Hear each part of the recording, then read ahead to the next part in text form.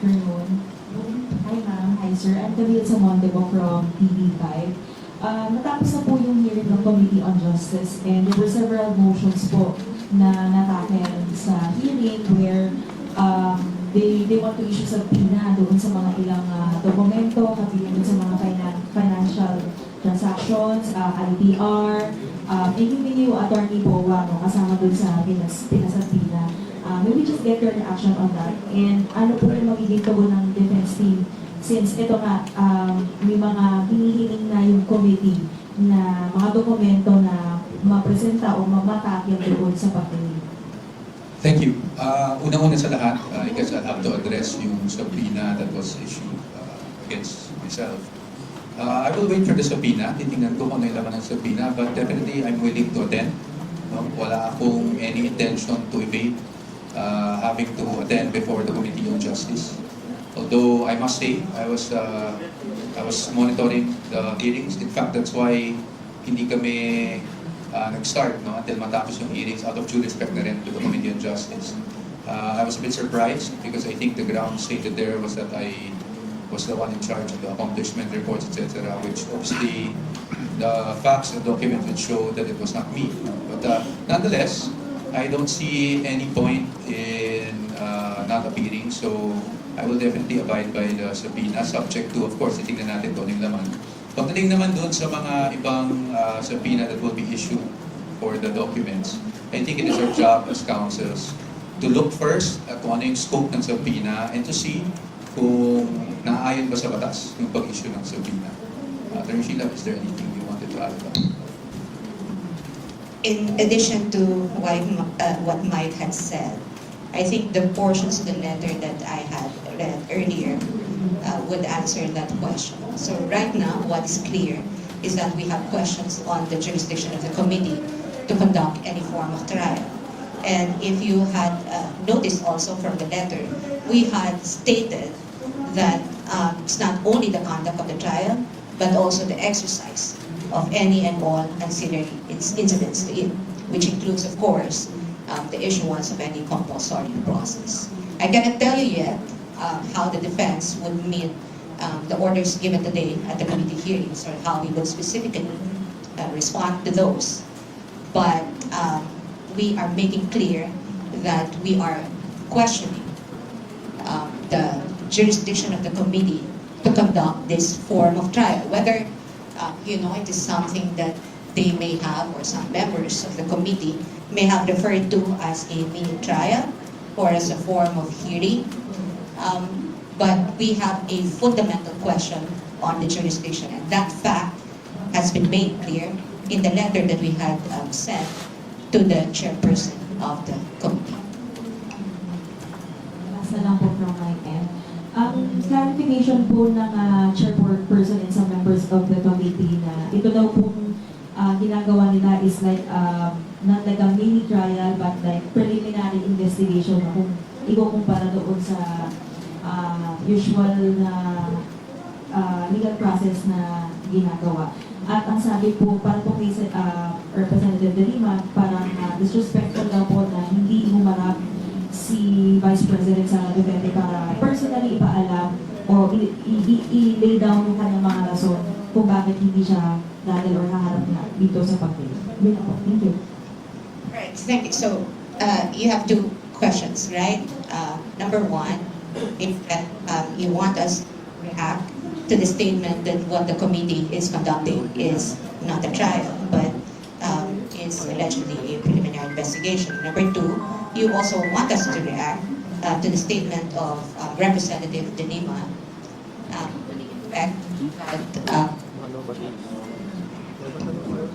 to the effect that the non-appearance of the respondent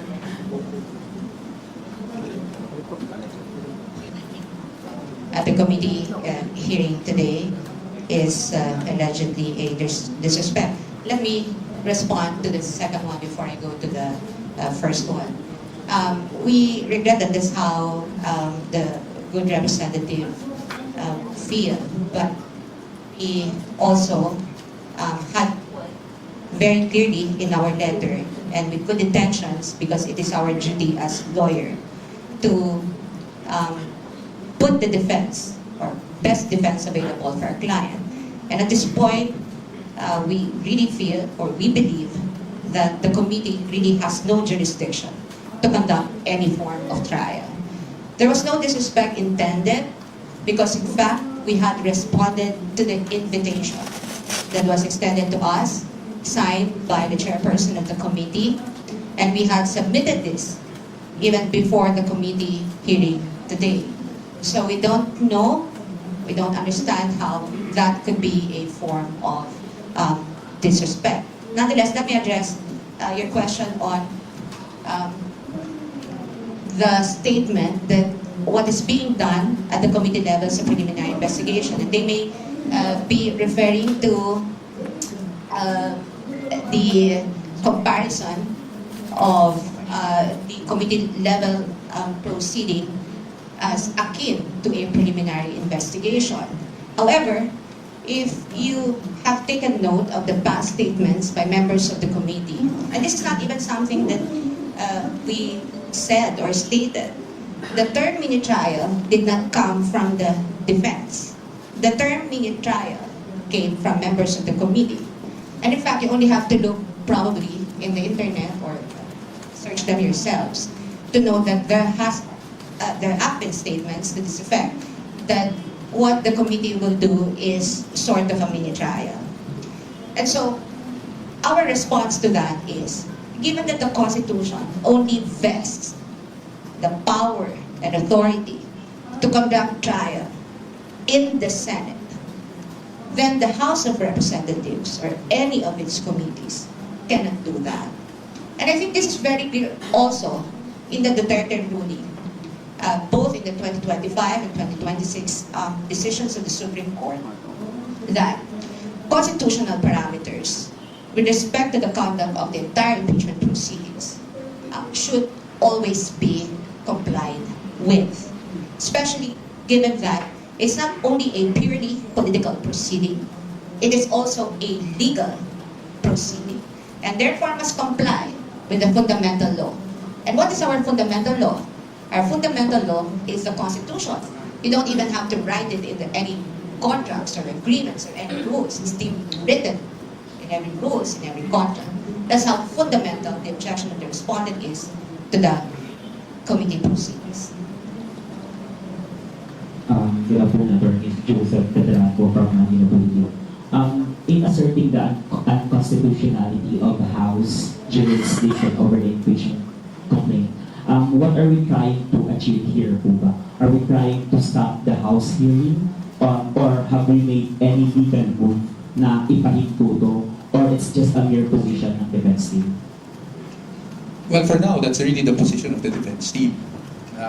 Unconstitutional yung nangyaring proceedings, di ba? Ngayon, ang tinitingnan natin, ang sinasabi talaga natin dito, just to simplify things, sa Constitution, very clear naman yung nakasulat.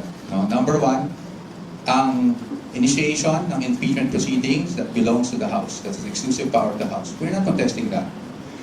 But, pagdating sa trial, that power exclusively belongs to the Senate. Napaka-clear niyan. Kaya ang sinasabi lang namin dito is hindi naman pwede dito sa pag-initiate pa ng proceedings nagkakaroon na ng tinatawag na namin na mini trial. At again, kaklarin ko lang, yung i-emphasize ko lang yung nasabi na ni Atty. Sheila, hindi po sa amin ang galing yung term na mini trial. Yan po ay galing sa mga statements, no, ng either Committee of Justice or even other personalities. So hindi po sa amin ang galing yan. That's why we're contesting it. Ngayon, ano ba ang trabaho para sa amin ng Committee of Justice? At least sa aming pananaw, and again, with all due respect to the members of the committee and the committee itself, ang trabaho po ay to determine, sabi nga nila, kung ito ay iaakit na sa plenaryo at iaakit na eventually sa Senado, hindi ba? So ang parati namin sinasabi, kahit sa previous interviews ko, ang gagawin lang naman is to evaluate the complaints and the evidence at hand. No? Kung ano yung mga naka-attach na ebidensya doon sa complaint.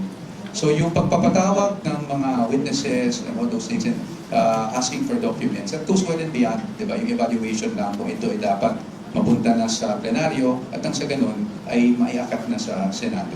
So sa ngayon, are we going to question this? Kasi I think that was your question talaga. Of course, that possibility is always there, di ba? But hindi muna kami magsasabi ng anything categorical. Ito ay dapat pag-usapan hindi lang namin, pero pati na ng aming kliyente.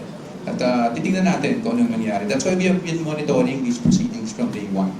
And then we'll let you know kung meron na kami desisyon tungkol doon. Sir, follow up na lang.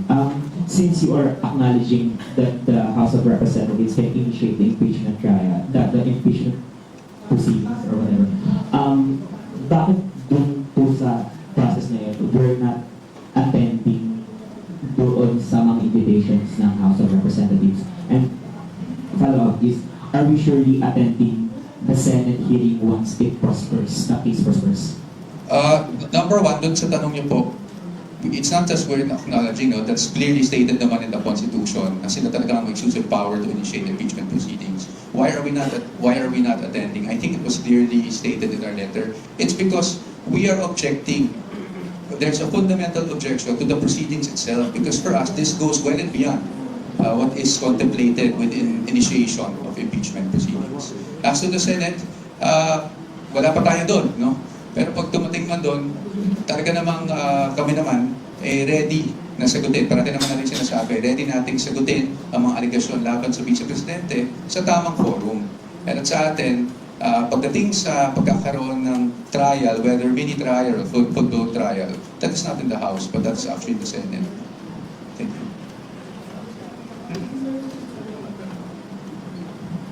Hello, sir. Kanina po naglabas ng statement si Vice President Sara Duterte at sinabi nga niya na ang gagawin na pagdinig o ang isinagawang pagdinig niya ay isang fishing expedition. Pwede po ba natin ipaliwanag ito, bakit ito nasabi ng PISA? Well, again, I have to premise my answer with I am no longer the spokesperson of the Vice President, so napakahirap naman na maglagay ng salita, no?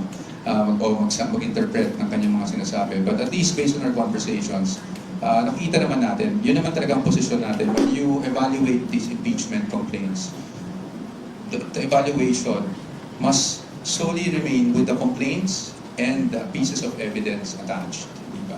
Ngayon, if you will go beyond the evidence attached and start asking for documents left and right, when our first argument nga, kung matatandaan nyo, is wala man lang ultimate facts yung complaints.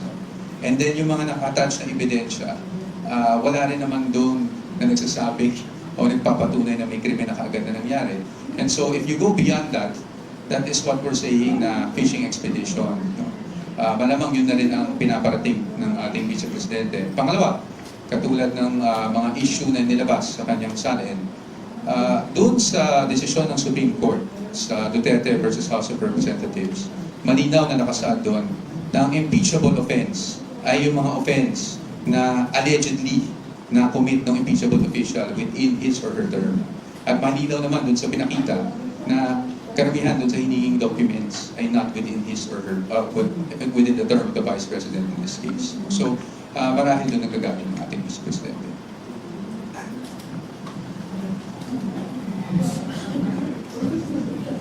Good afternoon po, Ed Mendoza from the Manila Times. I'd just like to note lang po yung mga subpoenas regarding kay dun sa subpoenas regarding her salary.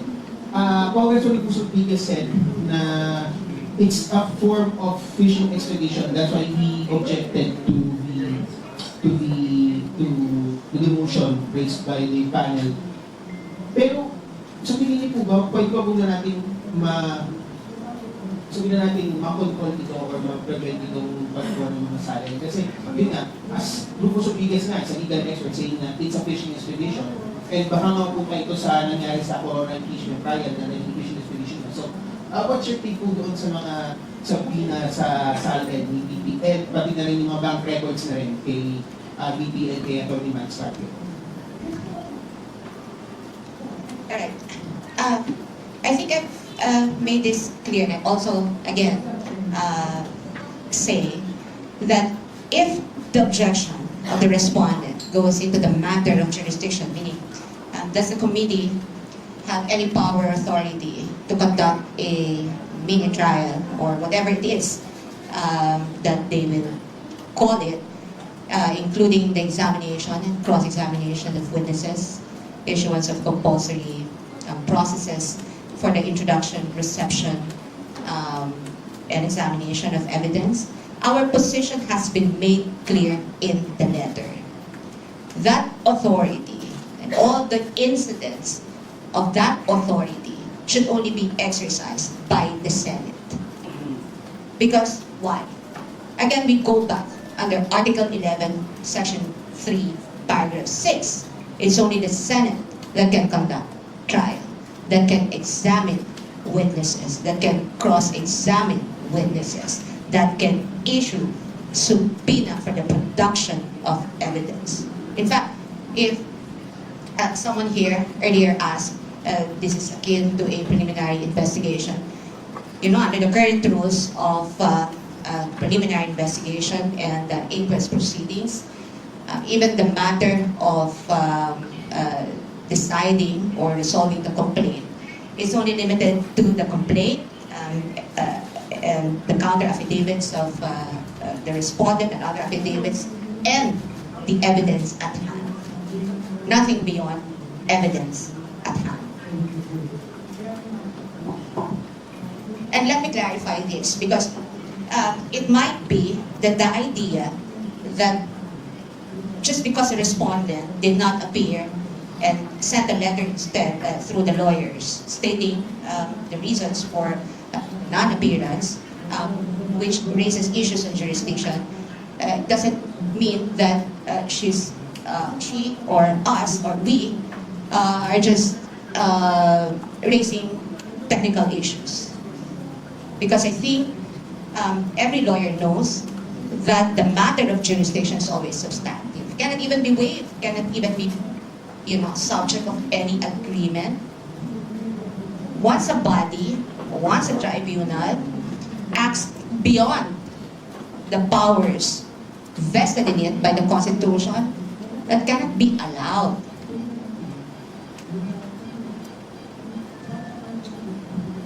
Last question na lang po from my end.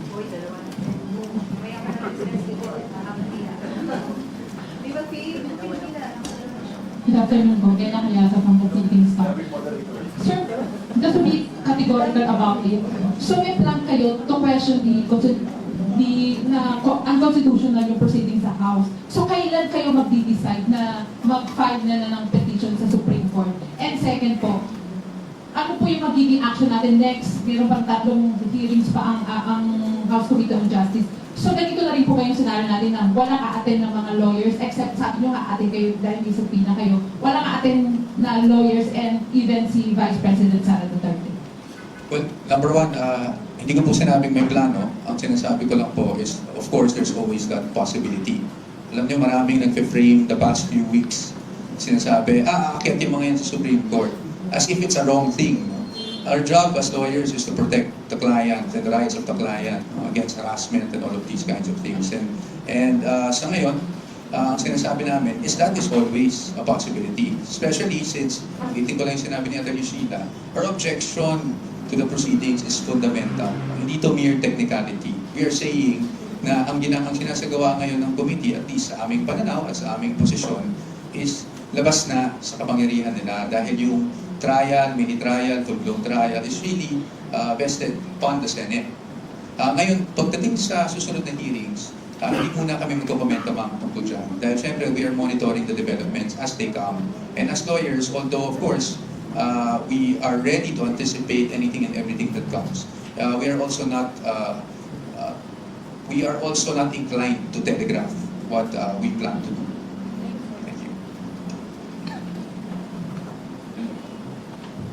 Good afternoon po, Eliza Insigne from IBC News. If ever the Senate conduct a hearing, can we expect your appearance as well, the appearance of Lady Sara?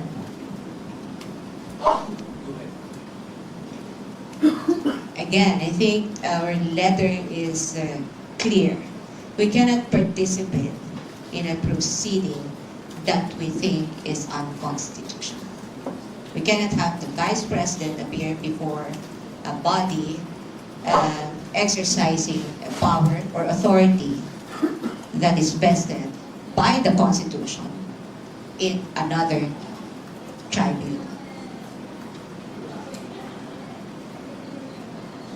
If you notice from the letter that we sent on March 24, 2026, the penultimate paragraph of that is pretty clear that considering that the requests, motions, or similar efforts aimed at obtaining evidence through processes that necessarily presuppose lawful authority and proper jurisdiction, then, which in this case we believe is absent, then we cannot participate in the proceedings. This is not even something new. This is something that every lawyer questioning the jurisdiction of the court on behalf of his or her client.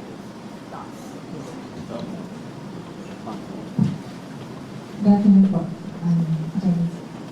Parang iteration lang ng mga ng question. So since you are not recognizing the jurisdiction of the committee, hindi niyo po i-comply ang any subpoena na hindi expected si Vice President and you na mag-appear sa House hearings. Yun po. Let me clarify that. Kasi baka ma-misconstrue eh. What we are not recognizing is the authority or power to conduct mini trial. Now, with respect to the power of the House of Representatives to initiate impeachment proceedings, that's stated in the Constitution, we recognize that. Again, what we do not recognize is the authority to conduct any form of trial. So, ma'am, since they will be conducting 4 hearings now, yes. So yung tatlo, practically, mini trial na yan. So, walang participation. We can't tell you yet what will happen in the next weeks until the committee concluded its proceedings because, as you know, the committee has just finished the hearing this afternoon, and we have yet also to receive any invitation or notice for the next hearing. But what I can tell you is that every step that we will take from here on is deliberate. And those steps would be primarily to protect the interests of our client.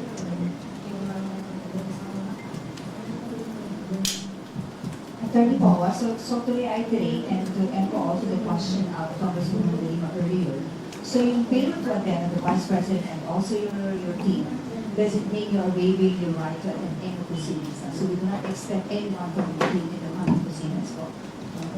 No, I think that's also clear from the letter. In fact, it's explicit in the letter. Let me read again. As timely stated in the appearance and consolidated answer, both made at Cotelam, the respondent does not waive any jurisdictional or other objections she has to these proceedings, nor her right to seek appropriate legal remedies. I think that's quite clear. Yeah, pero her non-appearance nor the counsel, hindi ba yun ibig sabihin ng ganun attorney?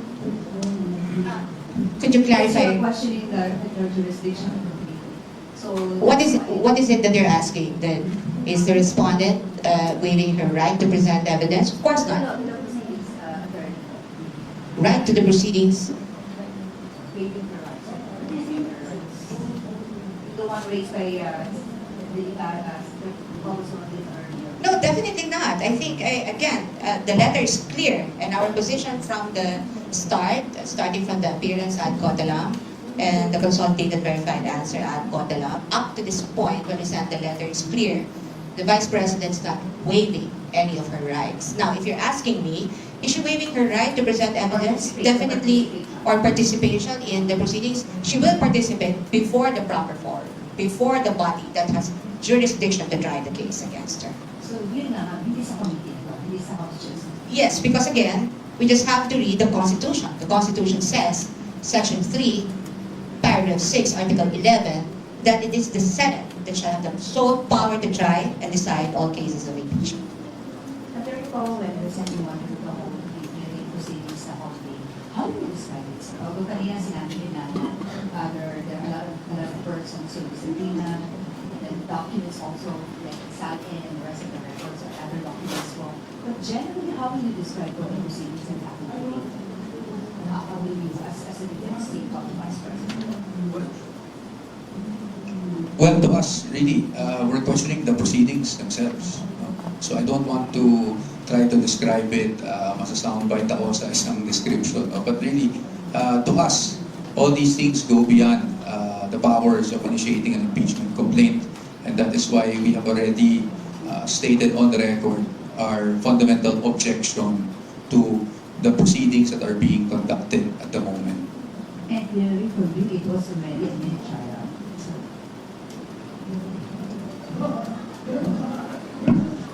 Well, for us, ma'am, again, our position is that yung mini trial na salita, hindi sa amin ang galing. Yan ay galing sa ibang tao.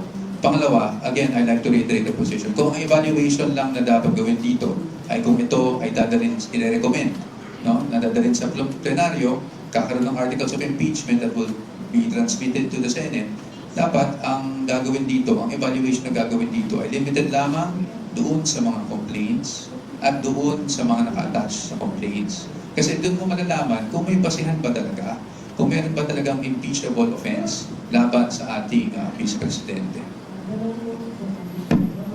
Good afternoon for the windows from Net 25. Since you said a while ago po that the hearing is unconstitutional, are we consider po any legal remedies like pagdulog sa Korte Suprema po? As I've answered earlier, that is always a possibility. We are considering all remedies. Thank you po.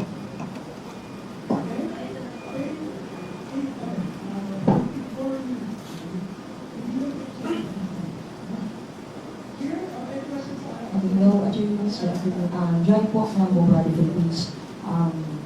Question ko lang po, if magsasampu po ba kayo ng case ng abuse of authority sa ating mga opisyal ng Kamara? Kasi kanina nga po, diba, as Attorney Season mentioned, na it's only the Senate that can conduct the trial.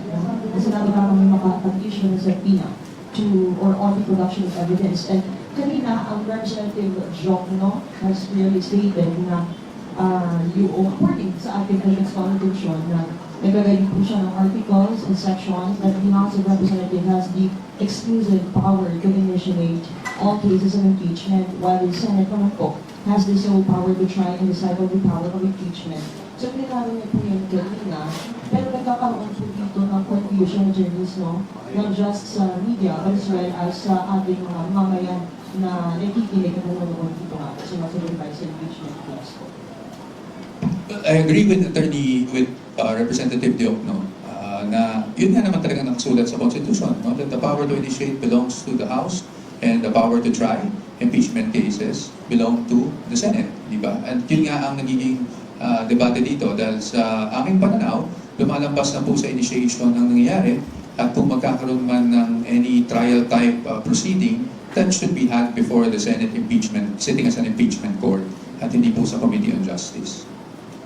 So, magsasapa po ba tayo ng abuse of authority sa ating opisyal ng Kamara? At this point, we are considering all remedies, pero ayoko pong sabihan na isasampahan ng kaso or whatnot. No? We're not in the business of trying to, threaten people with cases. Sa amin lang po, ang trabaho lang po ng mga abogado ng Vice Presidente is to protect her rights and interests. So, titignan lang po natin kung anong mga remedy base doon sa aming fundamental objection on the constitutionality of the proceedings that are being conducted. Hello po, good afternoon. Herlene Delgado po from ABS-CBN. Hello po sa Katapat. Hello po.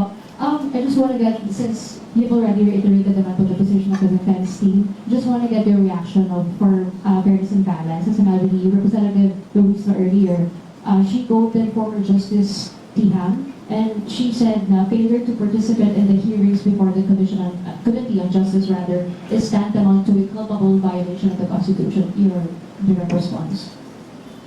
Well, first and foremost, there is no rule, law, requiring the respondent to attend the hearings or the proceedings before the Committee on Justice. I think that is clear. Hindi naman dapat natin pagdebatihan yan.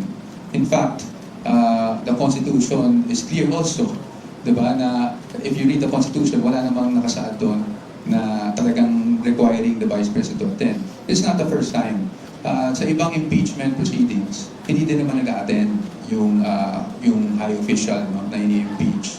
So I don't know where that is coming from. But of course, we would like to state for the record also that we respect the opinions of our lawmakers, of our congressmen, whether it's against us or for us. No? And that's the nature of the proceedings, diba? Sui generis, it's legal and political. So no doubt it's politically charged and everyone will have their opinions and we have to respect everyone's opinion. But as far as we're concerned, the position is there's no rule requiring the Vice President to be present in these proceedings.